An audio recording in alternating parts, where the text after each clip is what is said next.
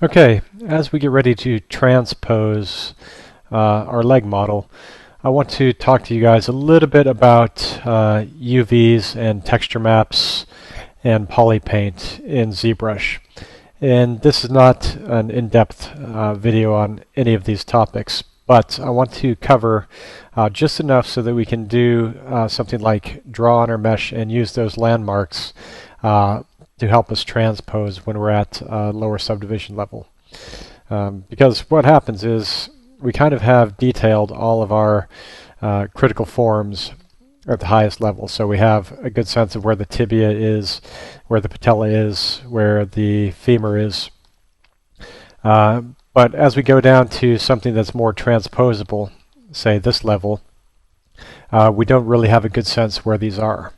Okay, so what we can do is we can draw on our mesh to start with Polypaint, and then we'll see if we just use Polypaint, we can get a good schematic layout of our muscles and bones at the highest level. But as we step down, it'll get very blurred because we have fewer and fewer polygons as we decrease our subdivisions.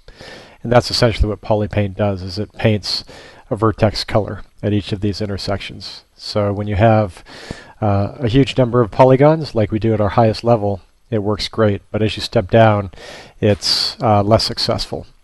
Okay, so what we're going to do is I'm going to show you guys how to Polypaint, and then we're going to put UVs on our model, and then we're going to transfer that Polypaint to texture. And we'll use that texture then to help guide us at our lower subdivision levels for our transposing. Okay, so really all you need to do is make sure Polypaint is enabled, so turn on Colorize. Okay, when we turn Colorize on, we see that our model is black, and pretty much what that means is the default fill for the Polypaint is black. Now if we go up here and we turn RGB on and set our intensity slider to 100, that means that we can brush. If I turn Z add off, we can brush color onto our model, in this case white, which is selected down here, or we can go to color fill object, and this will fill it with white, and we can see everything again. And this is what we want. But the other thing that's good to know is that we can put Polypaint on layers. And I don't use a lot of Polypaint, so really this is kind of the only thing that I Polypaint is schematic maps. So I'm going to make a new layer, and I'm just going to call it color. And actually, if you mouse over the layer menu, you can see that it has actually three entries. Shape, you see the name color, SDiv7, and then shape, Polypaint, and target mask. Those are the three things that you can have on a layer in Zbrush. Typically, I use layers for shape.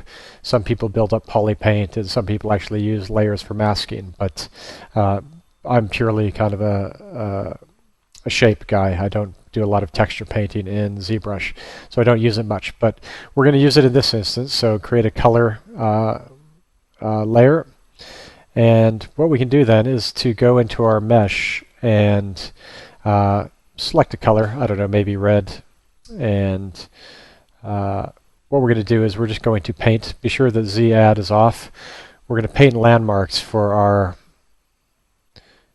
our bones. In this case, I'll outline the shape of the patella. I'll make a little landmark for the tibial tuberosity. And then kind of the tibia coming back, right? So I really want to know where this is. I'll make a little landmark for the head of the fibula. And so this is going to be the back border. And this schematic is going to be transferred to a texture in a couple minutes. And we're going to use this to help us transpose this and respect this kind of hard surface down here, which is the tibia, right? This doesn't have to be beautiful or anything. You just really want to get kind of a schematic layout of where the bone ends. Okay, and then up here we'll kind of have roughly condyles of the femur. It's hard to get this because there's a lot of flesh living over top of it. But it's going to be something like this. And really this is just a quick sketch just to put these landmarks in. If you want to go crazy, you can get in there and outline kind of your muscle masses as well. If I'm doing a lot of corrective shapes on a character, like pose corrections for a rig, typically I'll do a full schematic layout like this, all the muscles, all the tendons, and all the bony surfaces, so that when I'm doing the corrections from pose to pose, I'll have consistent mapping for the muscles. So I do use this technique a lot in production work because it's quite useful for consistency in your forms as you're transposing. Okay, so again, this is purely for information, not for beauty. So don't worry too much. And then I'll just go in with a little yellow. This is all stuff that's not going to be needed for this small exercise, but might be useful just to know. So yellow is going to be representative of tendon. Right, so kind of this big tendinous area of the quadriceps. And I'll just put a little tendon up for the biceps femoris. Okay, that's enough for this exercise. If you want, just a quick note, if you want to grab any of these colors off your mesh rather than having to re-choose, like I can guess what my red is, but if you actually want to get it, go down to the color swatch, drag over your mesh, and you can see I have a little pick cursor, and that will pick the pure color that it's hovering over, right? And I just want this blue back so that I can put the Sartorius in. Sartorius is going to come down actually over here, like so, all the way up. And I'll put this out to the side as well, the tensor fascia latae.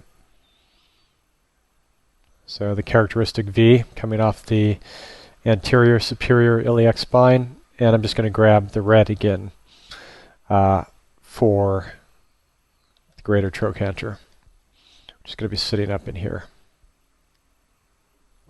Okay, that's all I really need to do for now. That's maybe even more than we need, but it's good to have, and it looks decent and is informative.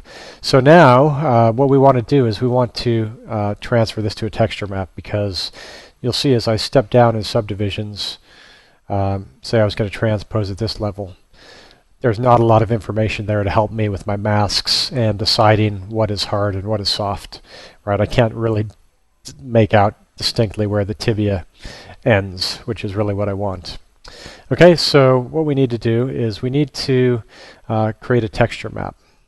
And the button we're going to use is new from Polypaint, but it's not highlighted right now because we don't have UVs on our model.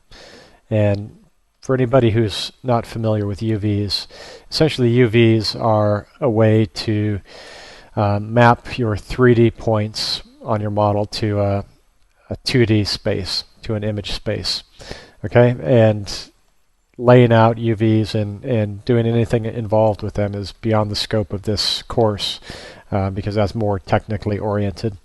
But I'll show you how to do automatic UVs in Zbrush. So if this is our lowest level, this is where you want to apply your UVs. And under this UV map panel pull out, you'll see a number of options down here. These are to generate automatic UVs, and pretty much the ones that are important to us are AUV tiles, GUV, or PUV. You can use pretty much any of these, and if you hold Control while you're mousing over, you get an idea of what they're used for. Any of them will work for our purposes, and I'm just going to use AUV tiles. And pretty much it's going to map a square to an image space in, and I won't say any more than that to not get too confusing for people who aren't technically minded in 3D. Okay, but now that we've done it, it's just one hit. You won't see any difference on your mesh, but what you'll see is all these will become available, right? Which means that there's now UVs. And I can just hit new from UV map, and this will create a new texture from our little UV squares. And you can see that our little UV space, if I kind of hover over this, looks like that. So pretty much every polygon in our model now has a little square in image space. Okay, great. Not so interesting as far as texture goes. What we want is new from Polypaint. Right, so if I hit new from Polypaint, you'll see that we get this, which is, again, not really what we're after. And that's because we need to go up to the highest subdivision level. Okay, so if we go all the way up, and let's just turn this off, right, so we can see our model again. Okay, now that we're at our highest subdivision level, we're going to hit new from Polypaint, and it's going to give us a result that's not exactly what we're looking for. Okay, and I'll tell you how to work around this. So new from Polypaint gives us this, which is crazy and not really what we're after. Pretty much it shows quite schematically, non-anti-aliased, all the strokes that we've just made on this layer, right, up here. And it's only looking at this layer, so it's not taking into account the color of our base mesh underneath, so it's not doing any kind of anything clever. Like it should do. We really want just this. Okay, and the secret to getting that is to just leave record. And when you leave record mode, it's going to look at both the color layer and then the base layer. Remember, our base layer we filled with white. Okay, so if we go down here and hit new from Polypaint again, we'll get a texture map that looks like this, right, which looks like individual squares of the texture we've painted. Okay, and we can turn Polypaint off. It doesn't really matter, but if we turn it off, then you'll see that we have it all contained on the texture layer. Okay, and the secret to this is that we can now step down in subdivision levels and see our texture. Right, so that'll give us a guide at level 3, which is probably a good level to transpose, where the top of the tibia is. We could even transpose probably at level 4 just for a little bit better resolution. So we have the top of the tibia and kind of an idea where the condyles of the femur are, as well as the patella. So that'll give us a good schematic, and we'll be better able to transpose this model and free ourselves from a lot of reconstruction if we destroy our landmarks. Okay, I hope that helps. This is just a small, useful thing in an area of ZBrush that we're not going to explore too much, kind of the painting, texture painting area. Okay, thanks very much, and back to our legs.